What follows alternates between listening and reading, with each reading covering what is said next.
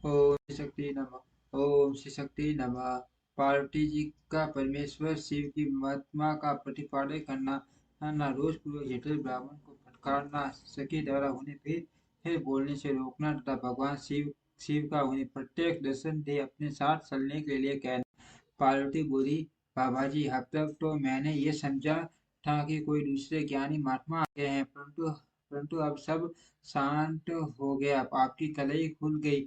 आपसे क्या कहूँ, विशेष उस दिशा में जब आप अवतीय ब्राह्मण हैं, ब्राह्मण देवता, अपने आपने जो कुछ कहा है वह सब मुझे ज्ञात है, परंतु वह सब झूठा ही है, सत्य कुछ कुछ नहीं है। आपने कहा था कि मैं शिव को जानता हूँ, जान मैं मैं शिव को जानता हूँ। यदि आपकी यह बात ठीक होती तो आप ऐसी युक्ति एवं बुद्धि के विरुद्ध विरुद्ध बात नहीं बोलते। यह ठीक है कि कभी कभी महेश्वर अपनी लीला शक्ति से प्रेरित हो तथा तथा कथित अद्भुत वेश धारण कर लिया करते हैं, परंतु वास्तव में वे साक्षात ब्रह्म ब्रह्म परमात्मा है। उन्होंने शेषा से ही शरीर धारण किया है। आप ब्रह्मचारी का स्वरूप धारण धारण धारण कर मुझे मुझे ठगने के लिए उद्यत हो यहाँ आए हैं, और अनुचित एवं असंगत युक्तियों का सहारा ले छल कपट से युक्त बातें बोल रहे हैं। मैं भगवान शंकर के स्वरूप को भली भांति जानती हूँ, इसीलिए ये यथा योग्य विचार करके उनके तत्व का वर्णन करती हूँ। वास्तव में शिव निर्गुण निर्गुण ब्रह्म है, कारण बस सगुण ही हो गए हैं, कारण बस सगुण हो गए हैं। जो निर्गुण है समस्त गुण, जिनके स्वरूप स्वरूप स्वरूप है, उनकी जाति कैसे हो सकती है, उनकी जाति कैसे हो सकती है? वे भगवान सदाशिव ये समस्त विद्याओं के विश्व के आधार है। फिर उन परमात्मा को किसी ठीक से दिखाई नहीं दे रहा, आगे बढ़ रहा हूँ, क्षमा करना। शक्ति का दूसरा क्या कारण हो सकता है? जो लोग सदा प्रेम पूर्वक शक्ति के स्वामी भगवान शंकर का भजन करते हैं, उन्हें भगवान शंभु प्रभु शक्ति, उत्साह शक्ति और मंत्र शक्ति, ये तीनों तीनों अक्षय शक्तियां प्रदान करते हैं। भगवान शिव के भजन से ही यह मृत्यु जीत लेता और निर्भय हो जाता है। इसीलिए तीनों लोगों में उनका मृत्युंजय नाम प्रसिद्ध है। उन्हीं के अनुग्रह से विष्णु विष्णु तत्व को ब्रह्मा ब्रह्म तत्व को ब्रह्म और देवता देव तत्व को प्राप्त हुए। शिव जी का पक्ष लेकर बहुत बोलने से क्या लाभ है? भगवान स्वयं महाप्रभु हैं। कल्याण कल्याण रूपी शिव की सेवा से यहाँ कौन सा मनोरथ सिद्ध नहीं हो सकता? उन महादेव जी के पास किस बात की कमी है जो जो वे भगवान सदाशिव स्वयं मुझे पाने की इच्छा करे। यदि शंकर की सेवा न करे तो मनुष्य सांठ जन्मों तक दरिद्र होता है, और उन्हीं की इस सेवा में सेवक लोक में कभी नष्ट न होने वाली लक्ष्मी प्राप्त होती है। यदि शंकर की सेवा न करे तो मनुष्य जन्मों तक दरिद्र होता है, और उन्हीं की सेवा से सेवक को लोक में कभी नष्ट न होने वाली लक्ष्मी प्राप्त होती है। जिनके सामने आठ सीढ़ियाँ नित्य आकर सिर निशा किए इन इच्छा से नृत्य करती है कि वे भगवान हम पर संतुष्ट हो जाए। उनके लिए कोई भी हितकर वस्तु दुर्लभ कैसे हो सकते हैं? यद्यपि यहाँ मांगलिक कहीं जाने वाली वस्तुएं शंकर का सेवन नहीं करती, तथापि उनके स्मरण स्मरण से ही भय। ओम श्री शक्ति नमः। ठीक से दिखाई नहीं दे रहा, आगे बढ़ा। चिता का भस्म लगाते हैं, परंतु यदि उनका लगाया हुआ भस्म अपवित्र होता तो उनके शरीर से जड़ कर गिरे हुए उस भस्म को देवता लोग सदा अपने सिर पर कैसे धारण करते हैं? अतः शिव के अंगों के स्पर्श से अपवित्र वस्तु भी पवित्र हो जाती है। जो महादेव सगुण होकर होकर तीनों तीनों लोकों के कर्ता वर्ता और हर्ता होते हैं तथा निर्गुण रूप में शिव कहलाते हैं। वे बुद्धि के द्वारा पूर्ण रूप से कैसे जाने जा सकते हैं? ब्रह्म ब्रह्म परमात्मा शिव को जो निर्गुण रूप है उसे आप कैसे, भाई मूर्ख लोग कैसे कैसे जान सकते हैं? जो दुराचारी और पापी हैं वे देवताओं से बहिष्कृत हो जाते हैं। ऐसे लोग निर्गुण शिव के तत्वों को नहीं जानते। जो पुरुष तत्वों को न जानने के कारण यहाँ शिव की निंदा करता है, उसके जन्म वर्ग का सारा संचित पुण्य भस्म हो जाता है। आपने जो यहाँ अमित तेजस्वी महादेव जी की निंदा निंदा की है और मैंने जो आपकी पूजा की है उससे मुझे पाप की भागिनी होना पड़ा है।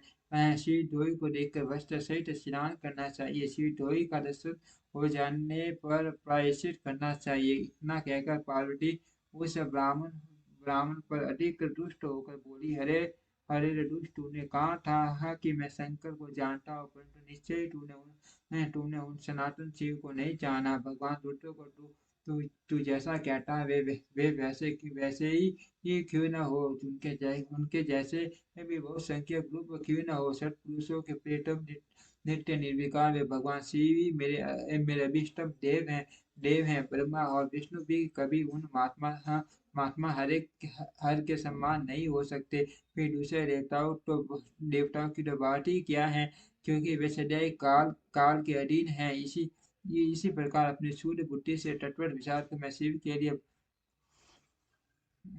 वन आकर वन में आकर बड़ी भारी तपस्या कर रही हो। वे भक्त वत्सल विश्व शिव ही हम सबके परमेश्वर हैं। तीनों पर अनुग्रह करने वाले उन उन महादेव ही प्राप्त करने की इच्छा है। तीनों पर अनुग्रह करने वाले उन महादेव को ही प्राप्त करने की मेरी इच्छा है।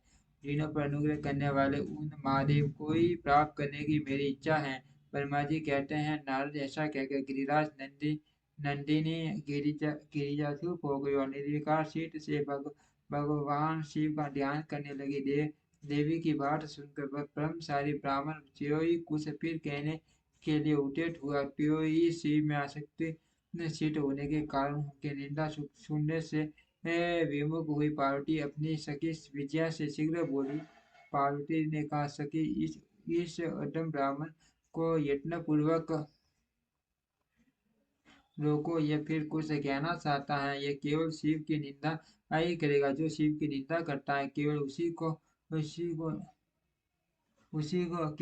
पाप नहीं लगता। जो उस निंदा को सुनता है वह भी यहाँ पाप का भागी होता है। भगवान शिव के उपासकों को चाहिए कि वे शिव की निंदा करने वाले सर्वथा वध करे। यदि वह ब्राह्मण हो तो उसे अवश्य ही त्याग दे। यदि वह ब्राह्मण हो तो उसे अवश्य ही त्याग दे और स्वयं उस निंदा के स्थान से शीघ्र दूर चले जाए। यह दुष्ट ब्राह्मण फिर शिव की निंदा करेगा। ब्राह्मण होने के कारण यह वध्य यह वध्य तो है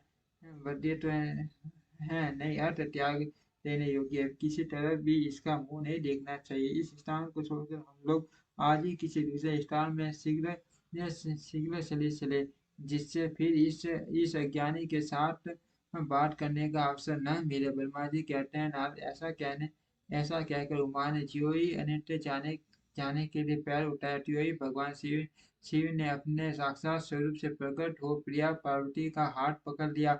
शिवा जैसे स्वरूप का ध्यान करती थी वैसा ही सुंदर रूप धारण करके शिव ने उन्हें दर्शन दिया।